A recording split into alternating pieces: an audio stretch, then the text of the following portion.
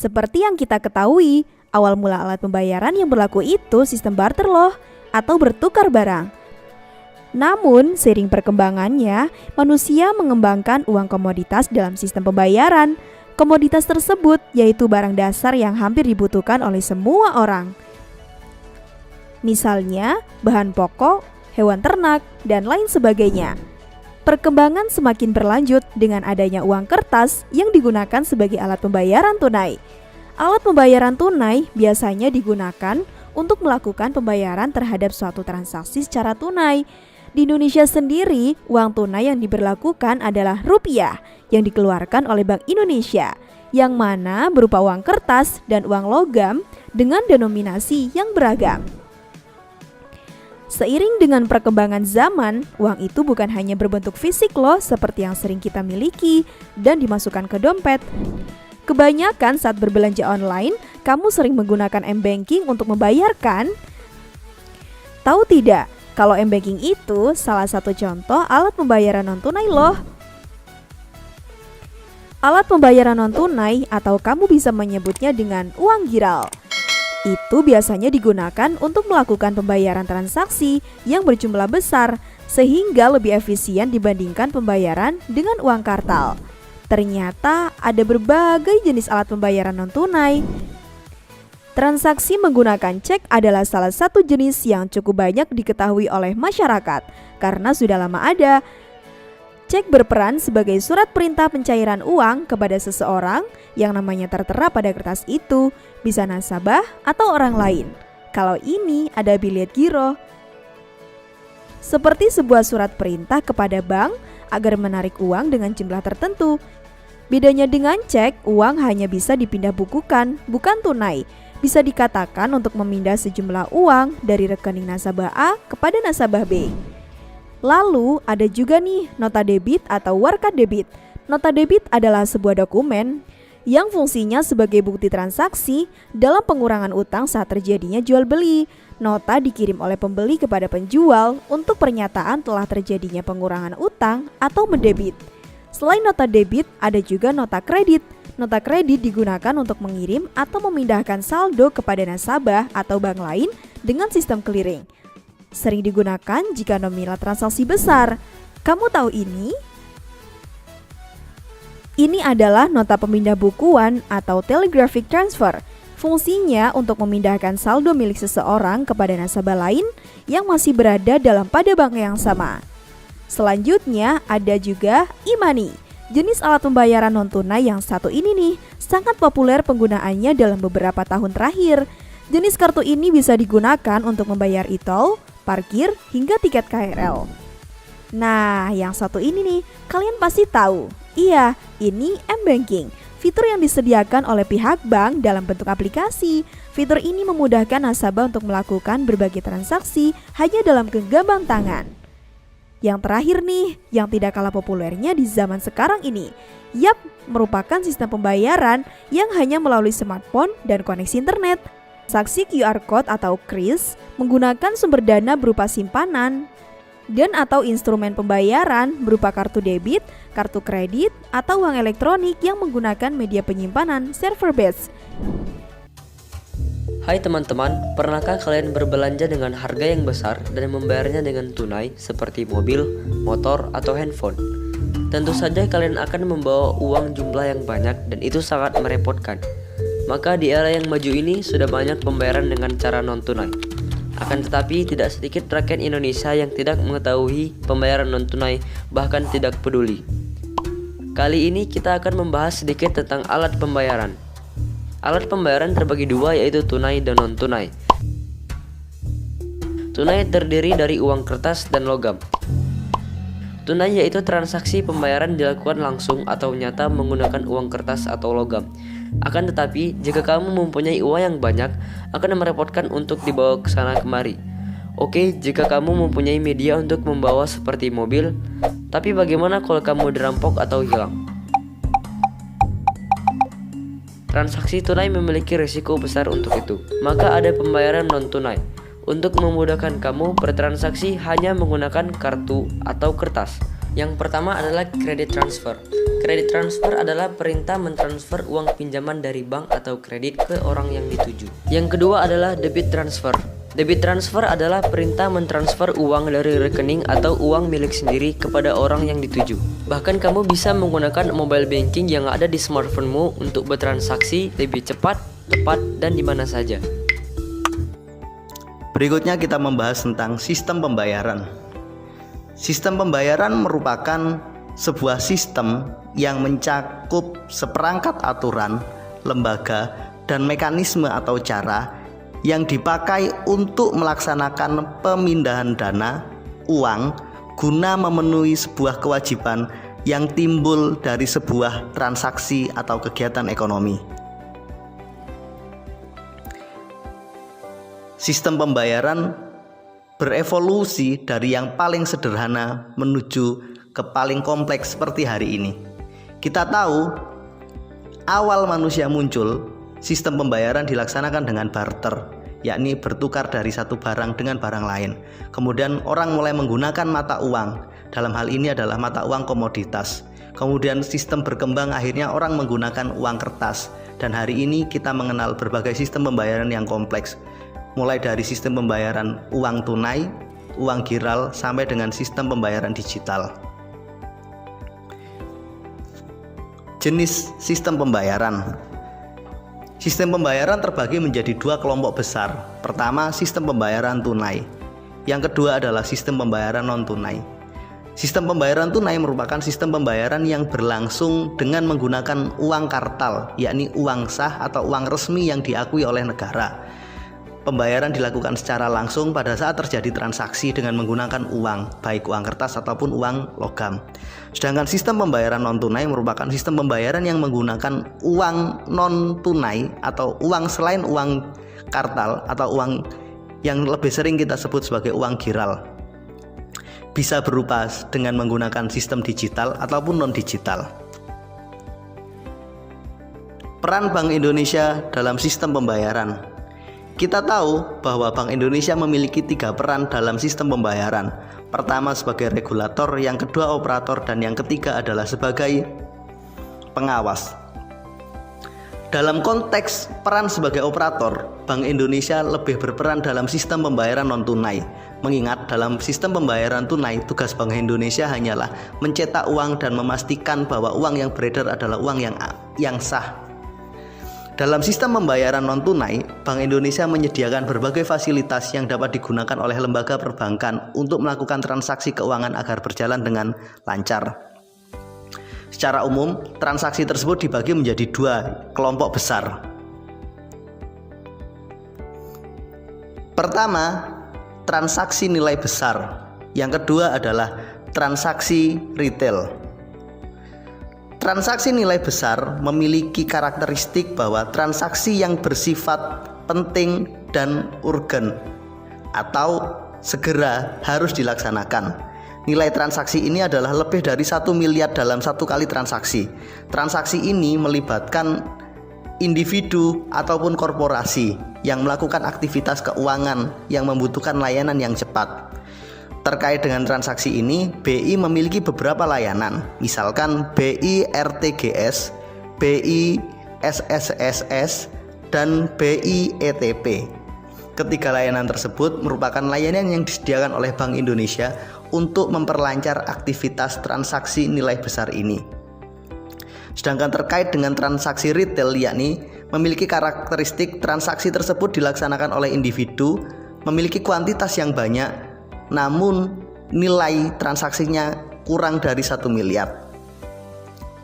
Terkait dengan transaksi ini, Bank Indonesia hanya menyediakan satu fasilitas, yakni Sistem Clearing Nasional Bank Indonesia atau SKNBI. Demikian pemaparan materi kali ini. Mudah-mudahan bermanfaat. Terima kasih. Bank Indonesia bersama Industri Sistem Pembayaran Nasional memiliki cita-cita untuk meningkatkan efisiensi ekonomi nasional melalui gerakan nasional non-tunai, yaitu kebijakan meningkatkan penggunaan transaksi pembayaran non-tunai yang memperhatikan aspek efisiensi, keamanan, keandalan, inklusif, dan mengutamakan kepentingan nasional. Transaksi non-tunai solusi untuk aktivitas ekonomi yang lebih baik. Penggunaan tunai yang masih tinggi memiliki konsekuensi terhadap biaya ekonomi masyarakat yang besar. Dengan transaksi non-tunai, biaya ekonomi tersebut dapat menjadi lebih hemat dan perputaran uang pun lebih cepat. Karena transaksi non-tunai memungkinkan fleksibilitas, efisiensi, keamanan, dan kemudahan. Untuk mewujudkan gerakan nasional non-tunai, BI mengejawantahkan dalam perannya sebagai operator, sebagai penyelenggara sistem pembayaran melalui sistem BI RTGS, BI SSSS, dan SKNBI. Perizinan sebagai pintu masuk industri sistem pembayaran yang baik dan kredibel. Regulator menerbitkan ketentuan dan kebijakan yang terkait dengan sistem pembayaran. Pengawasan yang memastikan sistem pembayaran yang aman, efisien, andal, dan memperhatikan aspek perlindungan konsumen. Fasilitator yang memfasilitasi industri pembayaran untuk lebih inovatif dan sinergis dalam mengembangkan sistem pembayaran yang sesuai dengan kebutuhan masyarakat. Hasil dari kolaborasi Bank Indonesia dengan industri sistem pembayaran nasional untuk mendorong transaksi non-tunai yang telah dirasakan selama ini, antara lain Self-Regulatory Organization yang menjadi cikal bakal kemandirian industri sistem pembayaran nasional, upaya penciptaan standar nasional kartu ATM debit untuk meningkatkan keamanan dan efisiensi industri ATM debit, inisiasi awal interkoneksi ATM melalui kolaborasi dua pelaku utama nasional, interkoneksi jaringan ATM nasional,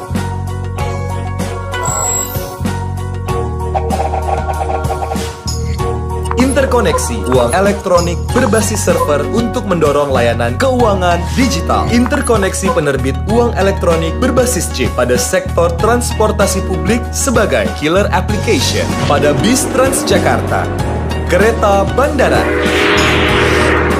dan kereta komuter. Rencana kedepannya, Bank Indonesia akan mengembangkan uang elektronik sebagai sarana bantuan pemerintah atau G2P, program edukasi bersama Bank Indonesia bersama industri pembayaran nasional untuk semakin meningkatkan awareness masyarakat terhadap transaksi non-tunai, serta implementasi edisi bersama satu mesin untuk semua kartu debit. Era kemajuan teknologi dan globalisasi merupakan tantangan bagi Bank Indonesia agar selalu meningkatkan keamanan, efisiensi, penguatan, dan interkoneksi sistem pembayaran yang dapat dinikmati oleh masyarakat.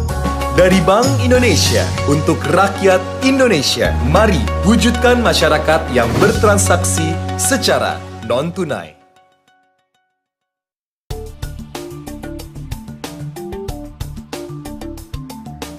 Indonesia merupakan salah satu negara di dunia yang memiliki tingkat pertumbuhan ekonomi yang tinggi. Pertumbuhan ini telah memposisikan Indonesia sebagai negara dengan stabilitas perekonomian yang kuat. Pertumbuhan ekonomi ini tampak dari meningkatnya aktivitas perekonomian masyarakat, baik di kota-kota besar maupun di desa. Peningkatan aktivitas perekonomian ini didukung dengan pembangunan infrastruktur di berbagai sektor seperti transportasi, perindustrian, dan perdagangan. Kegiatan ekonomi masyarakat membutuhkan sarana sistem pembayaran yang aman dan efisien. Sarana sistem pembayaran menjadi faktor penting dalam memperlancar kegiatan transaksi pembayaran yang dilakukan baik oleh masyarakat maupun dunia usaha. Transaksi melalui sistem pembayaran mengalami peningkatan dari tahun ke tahun. Kemajuan teknologi telah membawa perubahan cara masyarakat dalam melakukan pembayaran, mulai dari cara pembayaran konvensional seperti menggunakan uang tunai sampai dengan alat pembayaran non-tunai seperti cek atau biljet giro dan cara elektronik yang syarat dengan penggunaan teknologi informasi. Kegiatan transaksi dengan menggunakan alat pembayaran non-tunai memerlukan seperangkat aturan lembaga, dan mekanisme untuk memindahkan dana dari satu pihak ke pihak lain secara aman dan efisien. Beberapa komponen yang dibutuhkan untuk mewujudkan sistem pembayaran yang aman dan efisien adalah sebagai berikut. 1. Aturan dan kebijakan. 2. Lembaga. 3. Instrumen. 4. Mekanisme. Dan 5. Infrastruktur. Aturan dan kebijakan digunakan sebagai pedoman dalam melakukan pengembangan dan penyelenggaraan sistem pembayaran. Aturan sangat penting untuk menjamin adanya aspek legalitas dalam penyelenggaraan sistem pembayaran. Lembaga merupakan pihak yang terlibat dan berperan dalam penyelenggaraan sistem pembayaran. Lembaga yang terlibat antara lain Bank Sentral dan penyelenggara sistem pembayaran. Instrumen adalah alat yang digunakan untuk melakukan pemindahan dana baik dalam rangka pembayaran maupun belanja. Dengan berkembangnya teknologi dan kebutuhan masyarakat akan alat pembayaran yang aman dan efisien, mendorong munculnya inovasi-inovasi alat pembayaran non-tunai. Hal ini terlihat dari penggunaan alat pembayaran non-tunai yang meningkat dari tahun ke tahun dengan pertumbuhan yang begitu pesat setiap tahunnya. Mekanisme adalah tata cara yang digunakan untuk menyelesaikan transaksi pembayaran.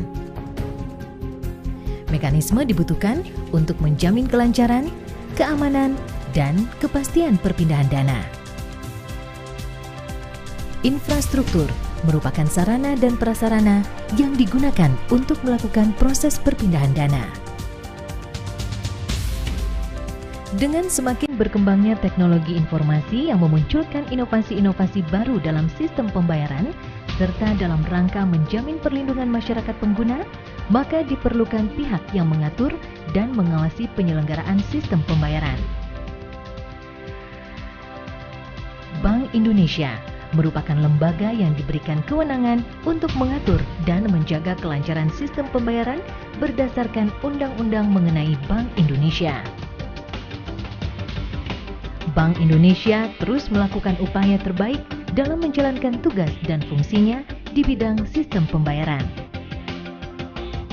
Fungsi dan peran Bank Indonesia dalam bidang sistem pembayaran adalah sebagai regulator, operator, perizinan, pengawasan dan fasilitator industri sistem pembayaran. Bank Indonesia sebagai regulator menetapkan kebijakan dan menerbitkan ketentuan yang terkait dengan penyelenggaraan sistem pembayaran. Bank Indonesia sebagai operator menyediakan layanan sistem pembayaran antar bank melalui sistem BI RTGS dan SKNBI. BI RTGS digunakan dalam memproses transaksi nilai besar dan atau dalam keadaan urgent, sedangkan SKNBI untuk memproses transaksi yang bersifat retail. Pihak lain selain Bank Indonesia dapat bertindak sebagai penyelenggara sistem pembayaran setelah memperoleh izin dari Bank Indonesia. Penyelenggara sistem pembayaran di luar Bank Indonesia saat ini antara lain 1. Penyelenggara kartu kredit. 2. Penyelenggara kartu ATM atau debit. 3. Penyelenggara uang elektronik. 4. Penyelenggara kegiatan usaha pengiriman uang. Untuk memastikan penyelenggaraan sistem pembayaran yang telah mendapatkan izin dari Bank Indonesia berjalan secara aman, efisien, dan memperhatikan perlindungan terhadap konsumen, Bank Indonesia melakukan pengawasan sistem pembayaran.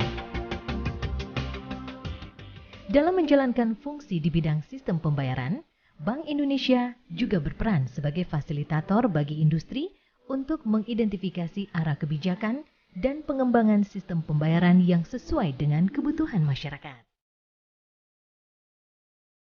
Era globalisasi, keterbukaan informasi, dan kemajuan teknologi merupakan tantangan bagi Bank Indonesia untuk semakin fokus dalam meningkatkan keamanan, efisiensi, penguatan, dan interkoneksi infrastruktur sistem pembayaran agar layanan sistem pembayaran semakin mudah diakses oleh masyarakat di seluruh Indonesia.